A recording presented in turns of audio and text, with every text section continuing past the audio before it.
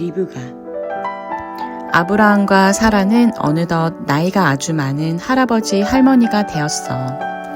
이삭도 벌써 40살이 다 되어가고 있었지. 그런데 그때까지 이삭은 결혼을 못하고 있었어. 그러던 어느 날 이삭의 어머니 사라가 죽었단다. 아브라함과 이삭은 사라를 무덤에 묻었어. 이제 남자 2사람만 덩그러니 천막에 살게 되었지. 아브라함은 이삭이 지금 살고 있는 곳의 여자와 결혼하는 것을 싫어했단다. 자기들이 지금 살고 있는 땅, 그러니까 가나안에 사는 사람들은 하나님을 사랑하는 사람들이 아니었거든. 아브라함은 자기가 가장 믿는 하인을 불렀어. 엘리에셀이라는 이름의 하인이었단다. 아브라함이 엘리에셀에게 말했어. 엘리에셀, 나를 위해서 어려운 일을 해주어야겠네. 나는 이삭이 이 나라 여자와 결혼하는 것이 싫어. 그래서 자네를 옛날에 내가 살던 나라에 보내려고 한다네. 그곳에는 우리 가족들이 아직도 살고 있지. 내 동생이 결혼해서 그곳에 살고 있다네. 자녀도 있고 손자, 손녀까지 얻었을 거야. 그 중에서 이삭을 위한 신부를 한번 찾아보게. 아브라함 주인님이 정말 어려운 일을 맡기셨어. 엘리에셀은 처음부터 걱정이 이만저만이 아니었단다. 그렇지만 주인인 아브라함의 말씀을 따라 길을 떠났단다. 엘리에셀은 낙타를 10마리나 끌고 갔어. 낙타를 그렇게 많이 끌고 간 이유가 뭘까? 나중에 신부를 태우고 올 낙타 1마리만 끌고 가도 충분하지 않을까? 아니야. 엘리에셀은 낙타를 10마리나 끌고 갔다니까. 무엇 때문에? 신부와 신부 가족에게 줄 선물을 잔뜩 가지고 갔거든. 그 선물을 다 싣다 보니 낙타가 10마리나 필요했어. 아브라함이 얼마나 큰 부자인지 알겠지. 엘리에셀은 여행을 하는 동안 낙타를 돌볼 하인도 서너 데리고 갔단다. 아브라함이 예전에 살던 나라까지 가려면 꽤 먼 거리를 여행해야 했지. 마침내 긴 여행을 마치고 아브라함의 고향에 도착했어. 엘리에셀은 앞으로 어떻게 할지 생각했단다. 이삭 도련님의 신부를 어떻게 찾지? 이곳에는 신부가 될 만한 아가씨들이 아주 많은 것 같은데? 그렇지. 이삭 도련님의 신부가 될 사람은 무엇보다 하나님을 사랑하는 사람이어야 해. 그런데 내가 그걸 어떻게 한눈에 척 알아낼 수 있을까? 그런 것은 하나님만이 분명하게 아시는데 하나님께서 나를 도와주시는 수밖에 없겠군. 그래서 엘리에셀은 기도를 했단다. 주님, 저를 도와주십시오. 제가 좋은 계획을 세웠습니다. 저는 이제 성 가까이 있는 우물에 가려고 합니다. 저녁이 되면 아가씨들이 항아리를 들고 그곳에 물을 기르러 옵니다. 제가 그 아가씨들에게 물 한 모금만 주시오 라고 부탁을 하는 겁니다. 그때 저에게 여기요, 이 물을 마시세요. 그리고 저 낙타들에게도 제가 물을 주겠습니다 하고 말하는 아가씨가 있으면 그 아가씨가 바로 주님이 이삭 도련님을 위해 찾아주신 신부인 줄 알겠습니다. 엘리에셀이 정말 좋은 계획을 세웠지? 엘리에셀은 주인 아브라함과 함께 있으면서 하나님을 확실히 믿으면 모든 일이 잘 된다는 것을 배웠어. 그래서 자기도 이번 일을 위해 하나님을 믿고 계획을 짠 거야. 그 성에 있는 어떤 큰 집에 아주 예쁜 아가씨가 살고 있었지. 아가씨 이름은 리브가였단다. 리브가는 마음씨도 아주 따뜻했어. 리브가에게는 오빠가 있는데 오빠의 이름은 라반이었지. 리브가의 부모님도 모두 살아계셨는데 아버지의 이름은 부두엘이었지. 리브가는 매일 우물에 가서 물을 기러 왔단다. 물을 기르러 갈 때는 항아리를 메고 갔어.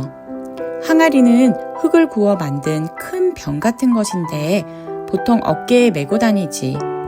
항아리를 어깨에 메면 항아리에 물이 가득 들어있을 때에도 잘 걸을 수 있거든. 여느 때와 같이 리브가는 항아리를 메고 우물에 물을 기르러 갔단다. 그때는 저녁 무렵이었지. 우물에 도착한 리브가는 저쪽에 어떤 사람이 서 있는 것을 보았어. 한 번도 본 적이 없는 낯선 사람이었지. 이 근처에 사는 사람이 아닌 것이 분명했어. 곁에 낙타가 10마리나 있는 것을 보니 굉장한 부자인 것 같아. 그 사람은 리브가를 가만히 쳐다보다가 이내 아무 말도 하지 않고 그냥 서 있었어. 리브가는 항아리에 물을 가득 담고 집으로 돌아가려고 했단다. 그 낯선 사람은 그제야 이렇게 말을 거는 거야. 아가씨, 항아리에 있는 물 좀 마실 수 있을까요? 그럼요. 리브가는 대답을 하고 어깨에 메고 있던 물이 가득 담긴 항아리를 얼른 내려놓았단다. 여기요, 이 물을 마시세요. 그리고 낙타들에게도 물을 주겠어요. 우물 옆에는 동물들이 물을 마시는 물통이 있단다. 리브가는 몇 번이나 물을 길어와서 물통에 부었어. 낙타들이 물을 충분히 마실 수 있도록 말이야. 그 사이 그 낯선 사람은 리브가를 조용히 보고 있었지. 리브가가 낙타들에게 물을 다 주고 나자 그 낯선 사람은 자기 낙타 쪽으로 걸어가더니 자루를 하나 내렸어. 그 사람이 자루를 열고 무엇을 꺼냈을까? 글쎄, 금으로 만든 팔찌 2개와 예쁜 금반지를 꺼내는 거야. 받으세요. 낯선 사람이 말했어. 아가씨에게 주는 선물입니다. 리브가는 깜짝 놀랐단다. 이렇게 예쁜 팔찌를 진짜로 자기에게 준다고? 그럼 정말인 것 같아. 그 낯선 사람은 리브가의 팔에 팔찌를 끼워주었어. 이 낯선 사람은 도대체 누굴까? 그래, 바로 아브라함의 하인인 엘리에셀이었어. 엘리에셀이 리브가에게 말했어. 아가씨 이름이 뭐지요? 혹시 오늘 밤 아가씨 아버지의 집에서 잘 수 있을까요? 나뿐만 아니라 내 하인들과 낙타들도 함께 쉴 수 있을까요? 리브가가 말했어. 저는 리브가라고 해요.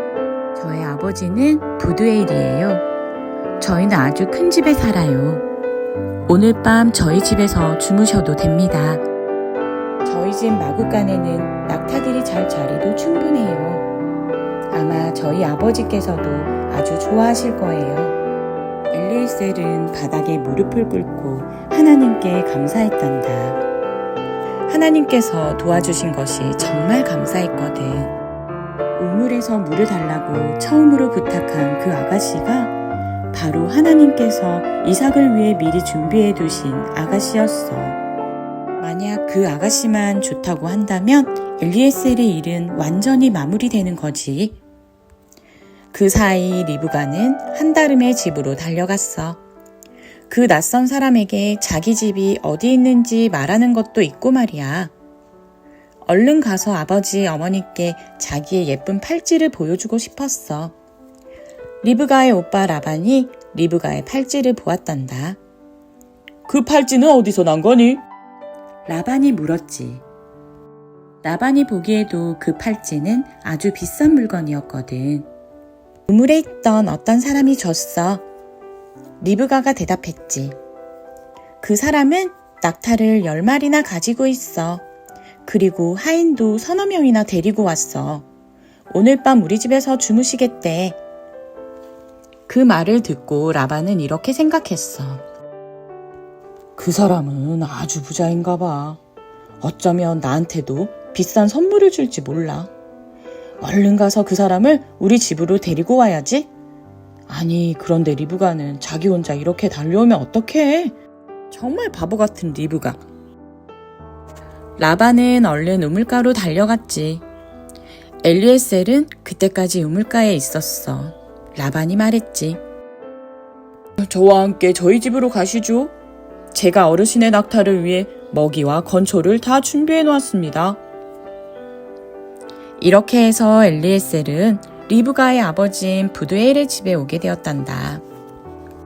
부두엘의 집에 도착하자 먼저 낙타 등에 싣고 온 선물 보따리들을 다 내려놓았지. 그리고 낙타들을 마구간으로 데려가 먹이와 건초를 주고 푹 쉬게 했어. 엘리에셀과 하인들은 깨끗이 몸을 씻었단다. 긴 여행을 하는 동안 온갖 먼지를 다 뒤집어 쓰고 있었거든. 저녁 식사가 벌써 준비되어 있었어. 식사를 하기 전에 엘리에셀은 자기가 왜 이곳에 왔는지 말했단다. 큰 부자가 된 아브라함 이야기를 하고 얼마 전에 죽은 사라 이야기도 했어.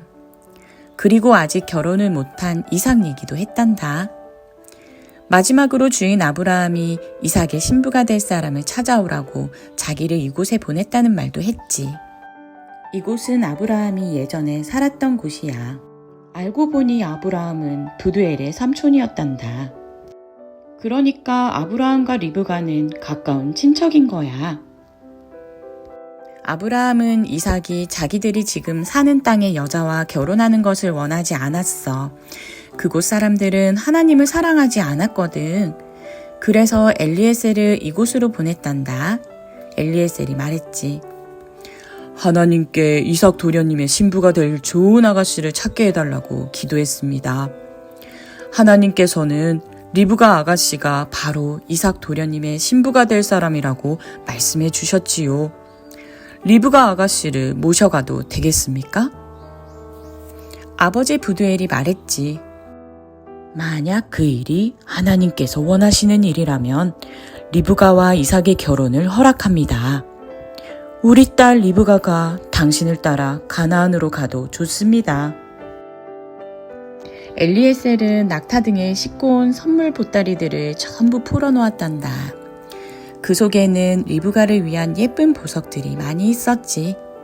멋진 옷을 만들 수 있는 예쁜 천도 있었어. 리브가의 어머니는 금으로 된 팔찌를 얻었단다. 라반도 멋있는 선물을 받았지. 다음날 아침 엘리에셀은 당장 가나안으로 돌아가고 싶었어. 한시라도 빨리 주인 아브라함에게 돌아가고 싶었지. 하지만 리브가의 아버지와 어머니는 리브가를 그렇게 빨리 보내고 싶지 않았어. 리브가를 이렇게 먼 곳으로 시집을 보내고 나면 어쩌면 앞으로 영영 리브가를 못 볼지도 모르니까 말이야. 그래서 단 며칠만이라도 리브가를 더 데리고 있고 싶어 했단다. 하지만 리브가는 당장이라도 떠나고 싶어 했어. 이삭이 어떻게 생겼는지 굉장히 궁금했거든. 리브가는 자기 짐을 꾸리고 부모님과 오빠 라반에게 작별 인사를 했어. 그리고 낙타 위에 올라타고서 엘리에셀과 함께 가나안으로 갔단다. 그동안 아브라함과 이삭은 집에서 엘리에셀을 기다리고 있었지. 엘리에셀이 돌아오려면 얼마나 더 기다려야 할까? 엘리에셀은 과연 이삭을 위한 신부를 데리고 올까? 이삭은 매일 저녁 산책을 했단다. 혼자서 풀밭을 지나고 작은 나무들 사이를 지나고 언덕을 넘어 산책하는 것을 좋아했지. 이렇게 걷다 보면 많은 생각을 할 수 있거든. 이삭은 어머니 사라에 대한 생각을 많이 했지. 돌아가신 어머니를 아직도 많이 그리워하고 있었단다. 엘리에셀에 대한 생각도 했어. 엘리에셀이 아름다운 아가씨를 데리고 올까? 어느 날 저녁 이삭이 언덕 위에 서 있는데 멀리서 낙타들이 이쪽으로 오는 것이 보였어. 엘리에셀이 오는 것일까? 이삭은 그쪽을 향해 재빨리 걸어갔단다. 리브가는 낙타 위에 앉아 있었지. 엘리에셀이 잠시 후 집에 도착할 거라고 리브가에게 말해주었단다. 긴 여행 때문에 리브가도 지쳐 있었어. 하지만 궁금한 것도 많았단다. 이삭은 어떻게 생겼을까? 이삭이 자기를 좋아할까? 그때였어. 저쪽에서 어떤 사람이 언덕을 내려오는 것이 보였어. 정말 멋있게 생긴 사람이었어. 누굴까? 리브가는 엘리에셀에게 물어보았지. 저분이 이삭 도련님입니다. 엘리에셀이 대답했단다.